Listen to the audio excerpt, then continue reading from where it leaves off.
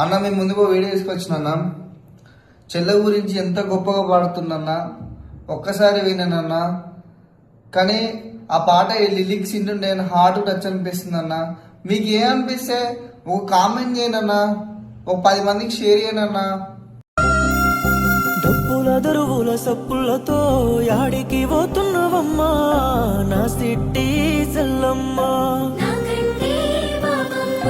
కంటికి రెప్పోలే కాసుకున్న తల్లి నన్నిడిసి నువ్వెట్లా ఉంటావే నా సిట్టి సెల్లమ్మా.